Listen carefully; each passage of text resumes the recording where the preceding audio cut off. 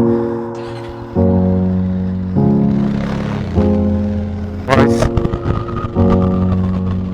ito mabili ko. Officer prendo. Hidaka hikayar. Terus isu waktu talaga. Hidak dihiyo butali. Kaya hidak ko pudi. Oren, ayaw, nakakaroon ni Meros ko. Yung review di video to ay bike ki. Honda se review dito. Motor wala mo yan, mata ko na, minata na. Kasi, doon ba sa loob din mo? Ano lugar? Kata-kata. Nakakamang mo sa laka. Naisalawan mo mo. Ang piling tama iyo. Natakas at paling tama.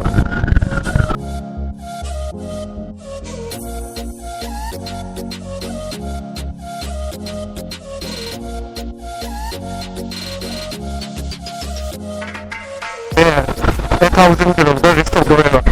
Second servicing हो रहा है. दूसरा servicing they already long down है. पहले third servicing की मतलब ये हो गया होगा आपने. इंजन ऑयल के किसी चेंज तो नहीं होने. पूरा फिर गाड़ी का दवाई दवा तंग नहीं. जामना तो बहुत प्रॉब्लम तो हमारे ना इस तरह हुआ है तो हमारे दारे. वक्त नहीं रहा. ड्राइवर की सुविधा तो होगा. हम तो पे आवाज़ उतना मेरा इशू जो है तो आगे से तो भाई तेरे को आता है वो एक याद है जो साथ खाना हो रही है.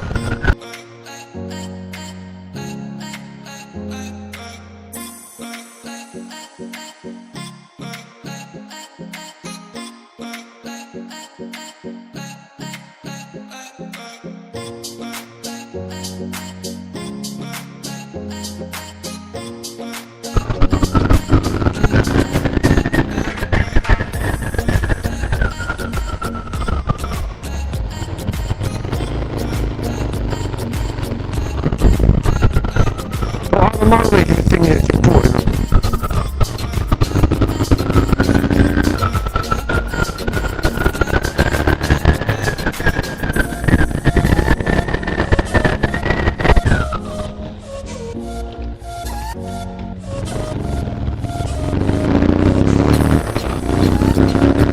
Kaya ginawa ko naman sinay na person to Kiev long. Dahil siya rin 2009 na luwas to bibagay. गाड़ी ano mo to किलो को बिना किसी को कोई लेकिन वो ना बुलेट से तुम बयान पाओ बस सिर्फ बुलेट लोग ना बुलेट तो ना था ऐसे लोग तो भाई तो नहीं का फार्म है तो मारा तो आई थी ड्राइविंग कर रहा है ये रिक्वायरमेंट बुलेट तो कंप्यूटर हुआ तो मारा तो ay papa. Ormai noi po ako lang siya bulit na ay pupura mo era. Ano kiti ay na mo sport bike ay tari mo. Sport bike to pama. To bulit ay na mo cruiser na mo chingwe. To cruiser siya ay kitang pama mo at tari. Thong ba na tawag mo. Ay riding style na ni pama. Riding style. May adventure pama. Na sporty farming.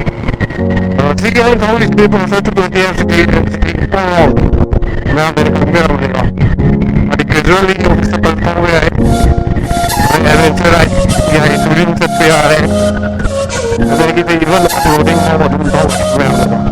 Ulit ako di ko tawag ni sila dito sa po yung marini. Sige kami sa doon tangat na bulutang na mga siya. Sini shopping ano tayo na. Sabi ni Padre eh. Ang lulas eh.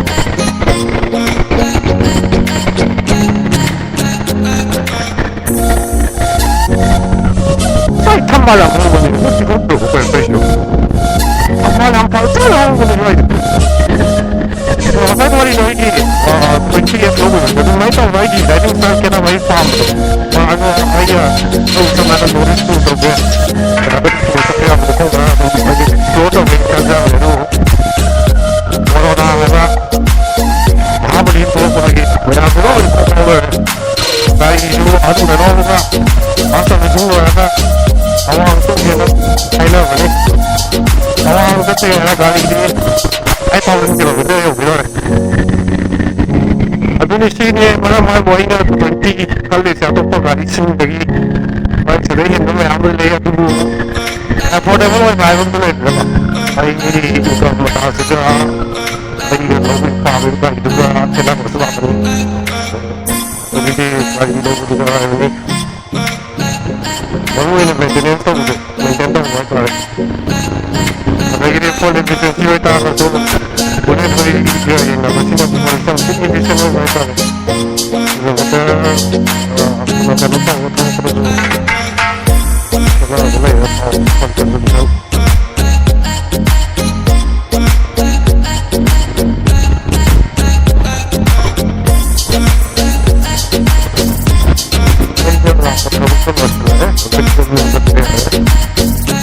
한마디 하다가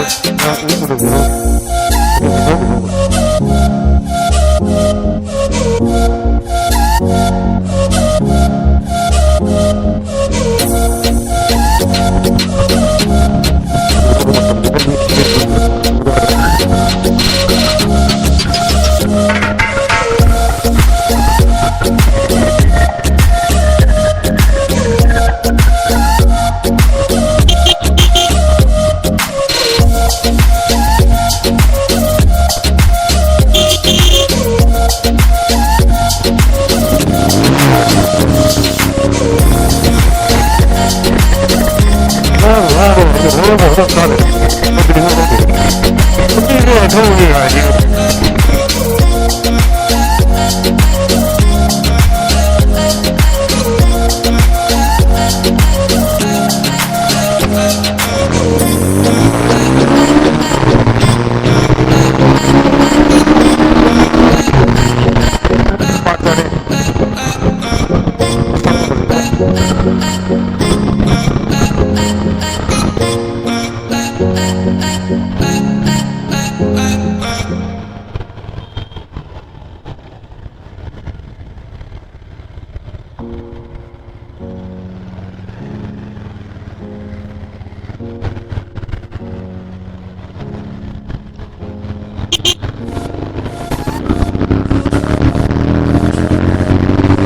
wakanda guys tahu lah dong kalau tak baik review dong masih saya short review mah dong pakai orang tahu ya kata usaha nak kalah ya iya masih belum tahu lah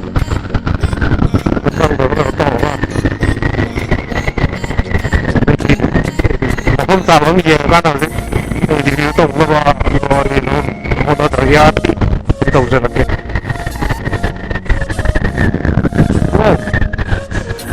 홍보를 하지. 어떻게 그게 쿠키야. 일단 쿠키 뭐라고 해요?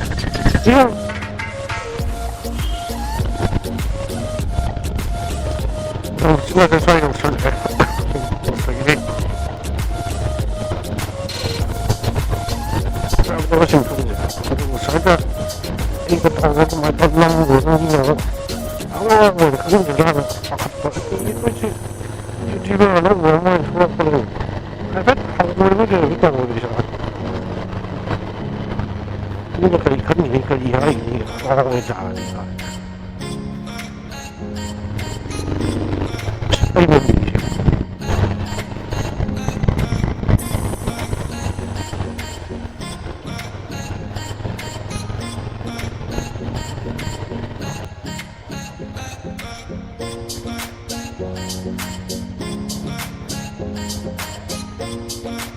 철도 저기 뷰주고 뷰주가 나오더라.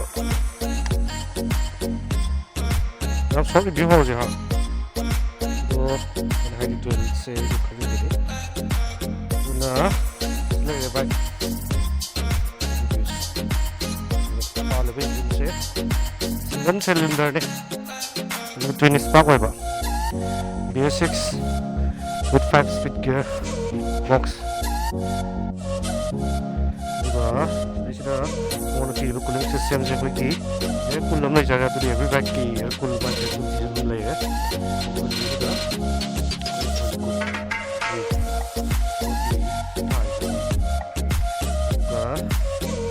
ꯕ꯭ꯔꯦꯀꯤꯡꯒꯤꯗ ꯍꯥꯏꯕ ꯇꯥꯔꯒꯗꯤ ꯑꯩꯈꯣꯏꯒꯤ ꯕ꯭ꯔꯦꯛꯁꯦ ꯐ꯭ꯔꯟꯠꯀꯤꯁꯦ ABS-ꯅꯦ, ABS braking, ꯑꯗꯨꯒ ꯔꯤꯌꯔꯗꯗꯤ ABS-ꯇꯤ ꯅꯠꯇꯦ, ꯑꯗꯨꯒ ꯁꯤꯒꯤꯗ ABS-ꯀꯤ ring ꯑꯃ ꯌꯥꯎꯏ, ꯑꯗꯨꯒ ꯁꯤꯒꯤ ꯔꯤꯡꯁꯤꯗ ꯑꯩꯈꯣꯏꯒꯤ ꯔꯤꯌꯔ ꯋꯤꯜ ꯄ꯭ꯔꯣꯇꯦꯛꯁꯟꯒꯤ ꯑꯦꯛꯁꯇꯦꯟꯁꯟ ꯂꯦꯕꯦꯜ ꯕ꯭ꯔꯦꯛꯀ ꯄꯥꯟꯕ ꯃꯇꯝꯗ ꯃꯥꯒꯤ ꯃꯅꯤꯡꯒꯤ ꯇꯥꯌꯔꯁꯦ ꯆꯀꯥꯁꯦ ꯇꯥꯌꯔ ꯊꯥꯡꯒꯠꯂꯛꯀꯗꯕ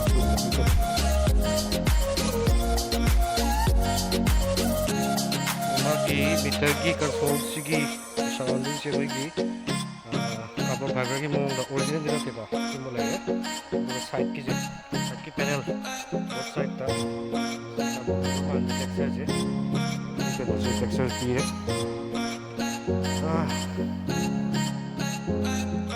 ꯃꯤꯇꯔ ꯀꯟꯁꯣꯜꯗ ꯑꯃꯨꯛ ꯌꯦꯡꯉꯁꯤ.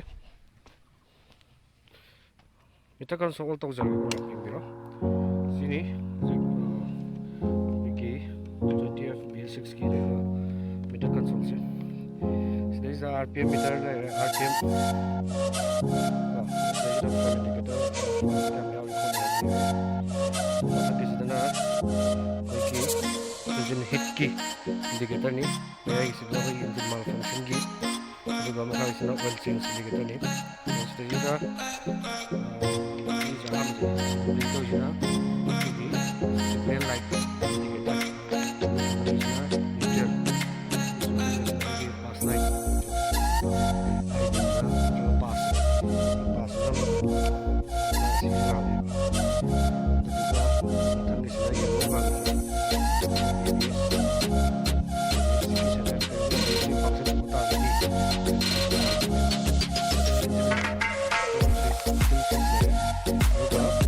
그래서 인진만 검색이죠. 인진 시기 인진 킬스시 원도가 생각하는 누가 시 원도 어떤 것을 이게 되면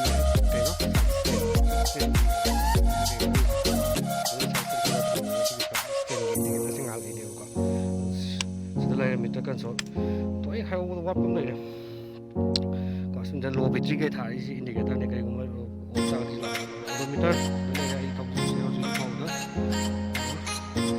7,830 km 봐. 그래서 인디케이터 사이다 거기 디스플레이 넘어가. anyway one chip punya teknologi this gas player indicator one down dua four up totally 5 cable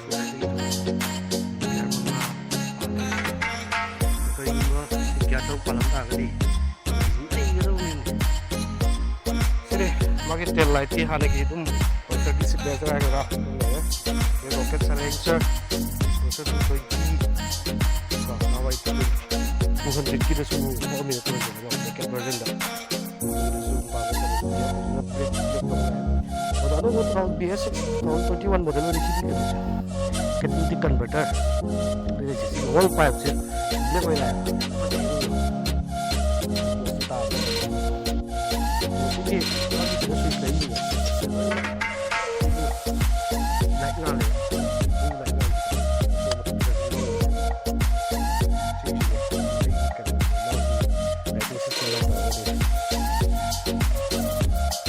review tong jaga di review tong jaga ang do pasang sabji ko to pagana ke tong jaga so review ta ji ji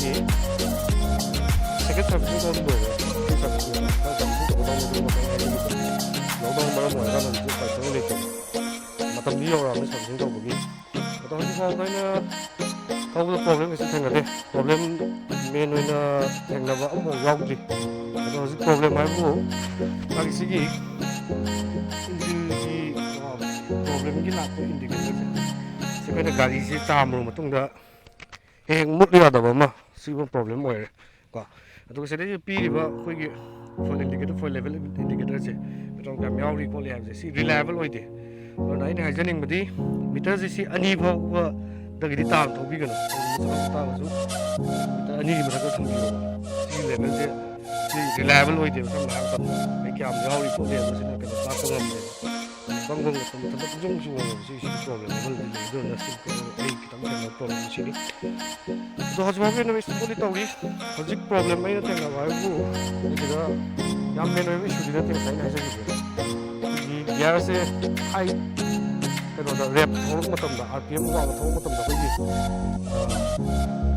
gari se gear 2 din 3 shift to ang problem among ito na yan pa yung natin secondly hold the thing out the wall ay ko ke kay ko matam na ko bi idea last driver mo ay mo to je ka pangan ti ni ta do din haya si ko to ho mo ni na ti problem na ko test ko subject ko no no problem da si problem mo na yung thing ka so magi visor de si ma kon don do to dik tang chu e mo sa bet check ko ni adu kita na gi problem hai mo to problem like je tire che so tum fit oiri luckily asi phawdi tayagi issue laitri samai matam na koi gi namire pangcha to ko lo ba problem lai sini gi sini ko sole ko ko biata ki ene ke ba se ate ko to pa to sound je to ba sini asi ko ko problem ba tie gi pa ta ai ki load be ni sini so ba ba issue to multi-purpose way load be ni so ba ta ai